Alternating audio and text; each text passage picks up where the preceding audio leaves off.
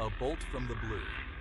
The night terror gripped Tartu, Estonia, a university town.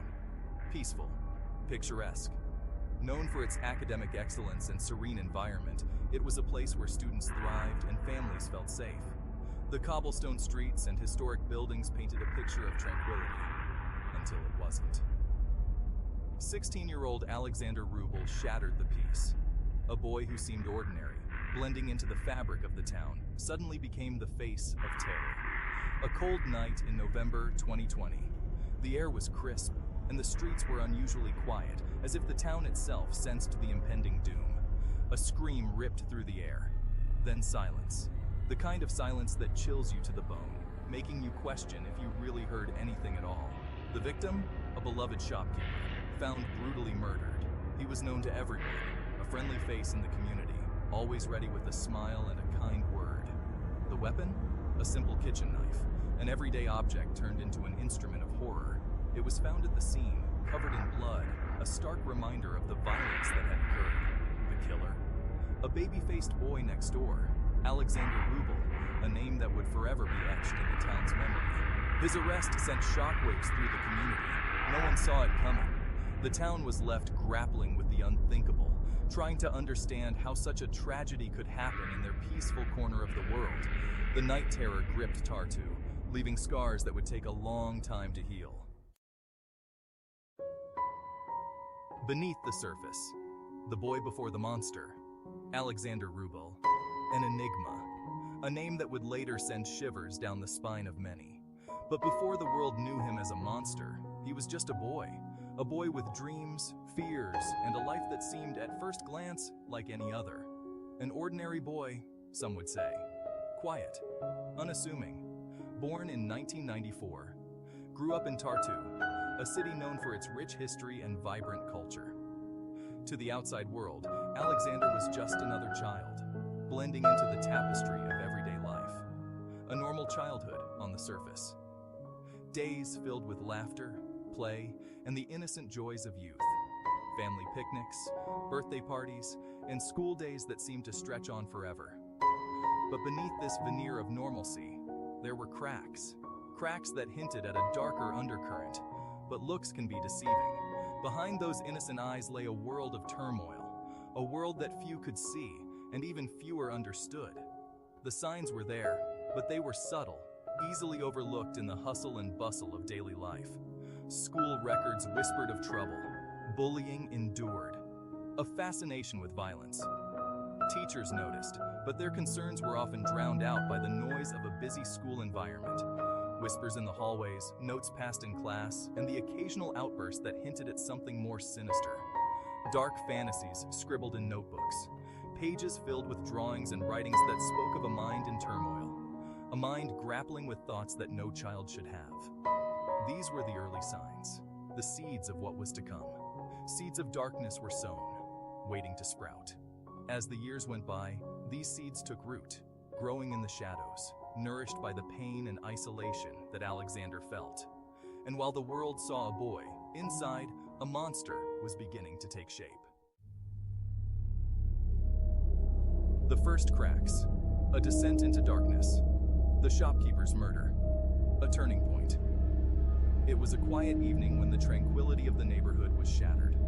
The shopkeeper, a beloved figure, was found lifeless, his body concealed under a white sheet. The police lights flickered, casting eerie shadows on the walls. This was the beginning of a series of events that would change everything. The beginning of the end. The once bustling streets now lay silent, an unsettling calmness enveloping the area. The closed shop stood as a grim reminder of the tragedy. The air was thick with a sense of foreboding, as if the very essence of the place had been tainted. Rubel had always been withdrawn. Now, he retreated further. Isolation became his sanctuary. He started skipping school, his once lively presence now a mere shadow. Spending hours online, he found solace in the digital world, a place where he could escape the harsh realities of life.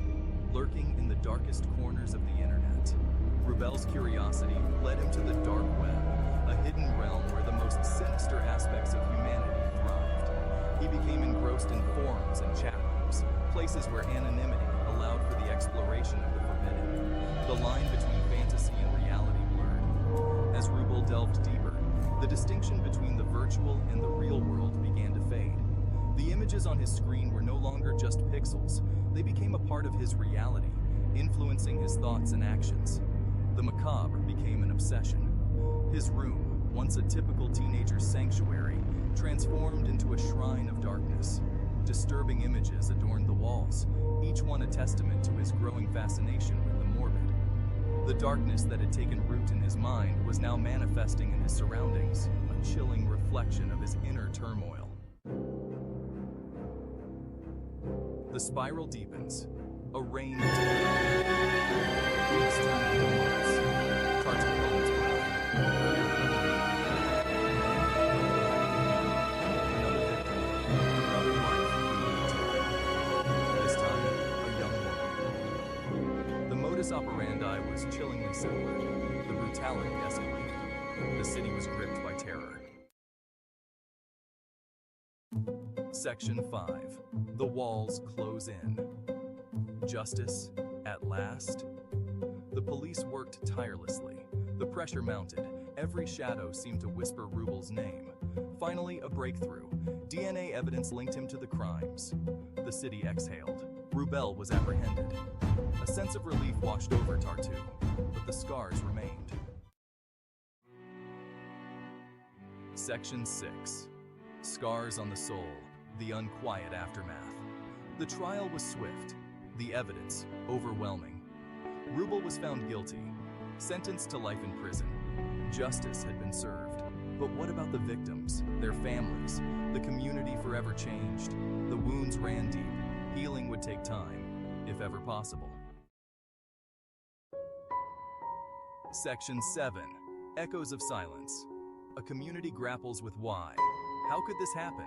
In their town? Their children? The question lingered.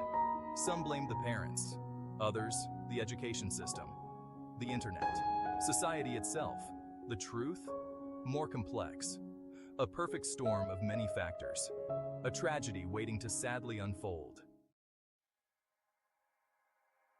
Section 8. A nation's reckoning. The mental health crisis. Rubel's case shone a light on a dark truth. Estonia's struggle with mental health, stigma, lack of resources, a system ill-equipped to help its most vulnerable. The case became a catalyst, a call for change, a demand for better mental health support. Section 9. Beyond the bars, the price of remorse. Rubel sits in his cell, a ghost of the boy he once was, haunted by his actions. He claims remorse. But can a monster truly understand the pain it inflicts? Some believe in rehabilitation, others in retribution. The debate rages on. Section 10. A time for healing. Finding light in the darkness. The shadow of Alexander Rubel still hangs over Tartu, a stark reminder of the fragility of peace. But the human spirit is resilient. The community slowly rebuilds, stronger, more united.